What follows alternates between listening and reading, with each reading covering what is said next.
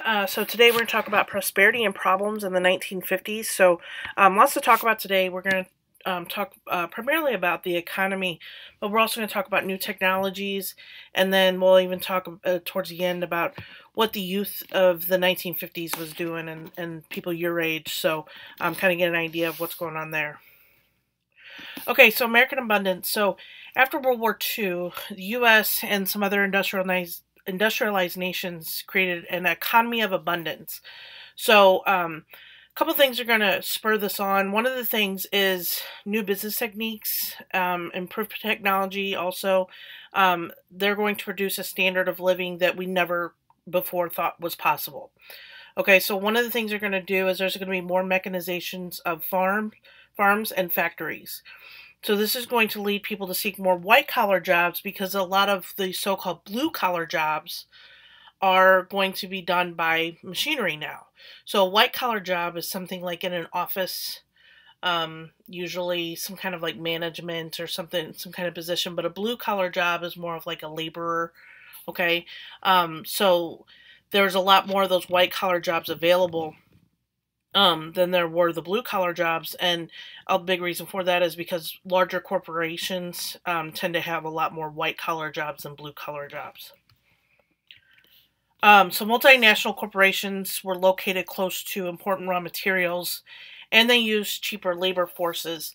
The 1950s, they also saw an increase in franchises. So this is where a person owns multiple stores or restaurants, okay, that would be considered a chain, okay, a chain operation. So, like McDonald's, for example, there's a lot of different McDonald's that would be a chain restaurant, okay, but corporations valued employees who would conform to their company standards. So they had a certain way they wanted to do things, and then they would hire people based on that, and they would train them how to do things the way they wanted them done.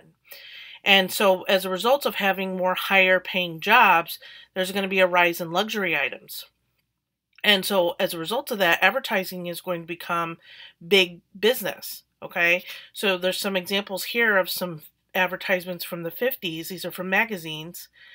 So here's one for Harley Davidson. Here's one for a television. So those were both considered luxury items. Those are things that you don't need. You don't need a motorcycle. You don't need a TV.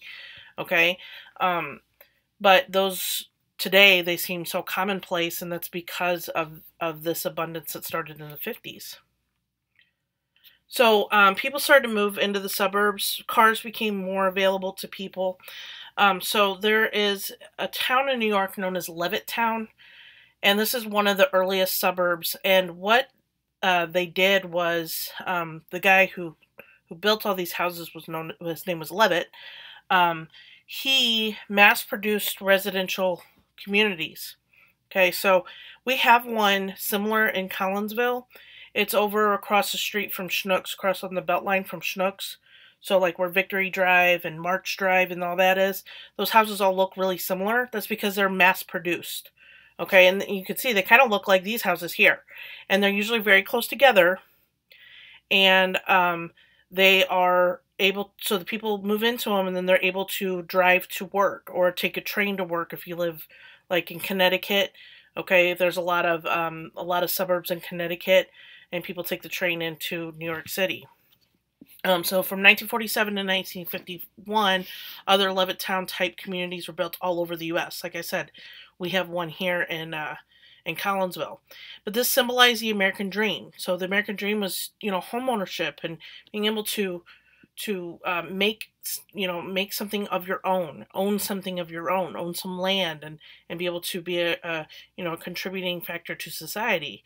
And while some thought it felt like the American dream, others said it symbolized American conformity. Okay, that this was kind of a standard that was set, and then you should conform to that, and then you'll be happier. So this is a example of a Levittown advertisement. Okay, so you would get different floor plans, and then you could pick from the floor plans, and they would have them built. Okay. So 1946, U.S. scientists developed one of the earliest computers.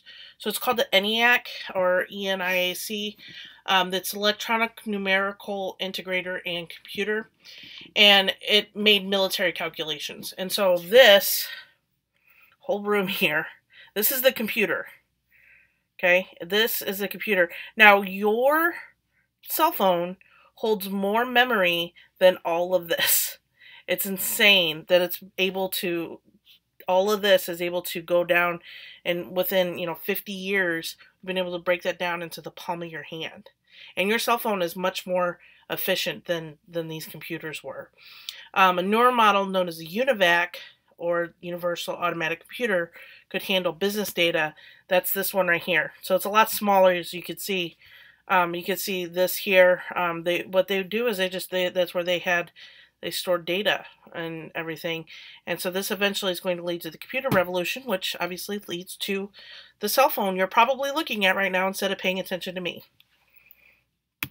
Okay, so many medical breakthroughs are going to happen in the 1950s. So development of antibiotics, very important, okay? New drugs for arthritis, diabetes, cancer, heart disease are all going to happen in the 1950s, and then advances in surgical techniques as well. So we see a lot of our more modern healthcare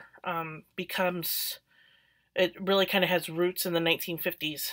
So one of the more famous discoveries is Jonas Salk, who created a vaccine for polio. And so polio used to be a major disease, and now it's pretty much eradicated because you have to get a polio vaccine. When you're a kid, you get a polio vaccine. And so the new cases of polio declined dramatically, and it's almost unheard of to hear of anybody having polio. Albert Sabin later developed an oral vaccine for polio, which made it much easier to give to children. And so we just see a lot of these new healthcare breakthroughs, and a lot of that has to do with the free market of the 1950s. The government was not as involved in healthcare as it is today, and so we see a lot more breakthroughs as it becomes profitable to make these new discoveries. Okay, so another technological breakthrough is going to have to deal with the space race. So the Soviet Union launched Sputnik in 1957. Okay, so this is Sputnik here. And it's a satellite and it orbited the Earth. And so this is going to start the quote-unquote space race. So we're going to launch a satellite in 1958. And then we're going to work to eventually, obviously, get to the moon, which doesn't happen until the 60s. But American engineers were making commercial airplanes smoother and faster, and so it was much easier to travel. Okay, so this would be an example of a 1950 style airplane, and this is what it would look like in the cabin. Okay, which looks a lot different. It looks this looks a lot more nicer travel than it is today. I don't know if you've been on a plane lately, but they like to cram you in as tight as they can. So, this was a very luxurious way to travel in the 1950s. So poverty amidst prosperity. So in the 1950s, about 1/5 of Americans lived below the poverty line, so it's about 20%.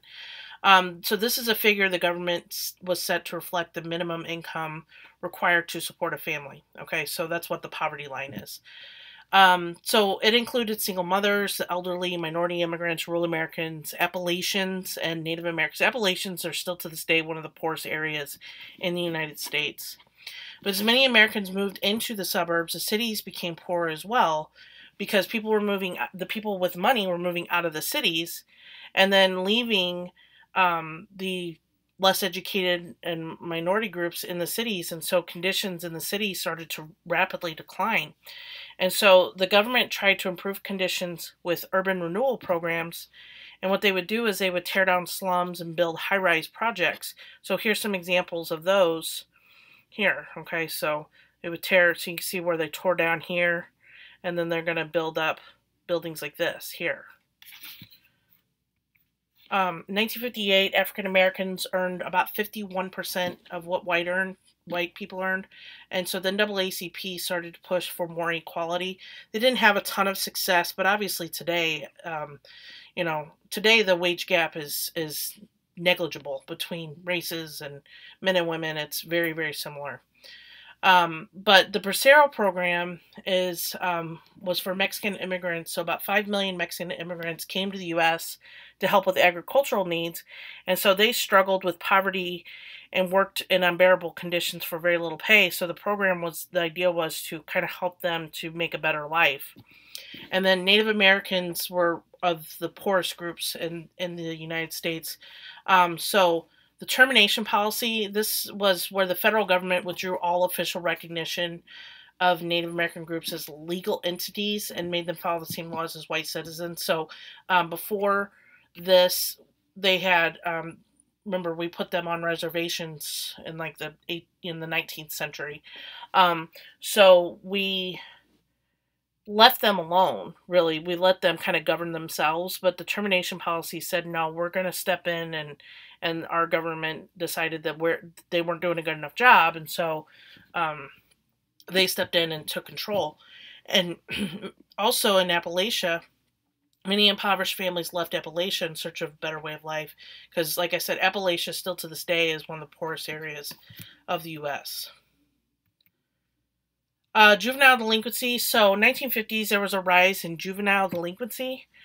So this is antisocial or criminal behavior of youths. And while most teens didn't necessarily participate in any illegal activities, teens were really stereotyped. And I'm sure you guys kind of feel this as well, where you don't always get the benefit of the doubt just based on the fact that you're a teenager. But especially if boys had long hair and dressed in an unconventional manner, girls, if they dressed in an unconventional manner, they were stereotyped as being juvenile delinquents. And because of the baby boom, there was a lot more students were attending school.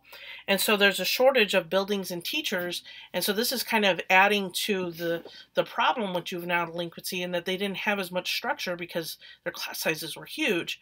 And so when the Soviet Union launched Sputnik, this really started a call to improve education, especially technical education. And since the 1950s, math and science has been really pushed in this country.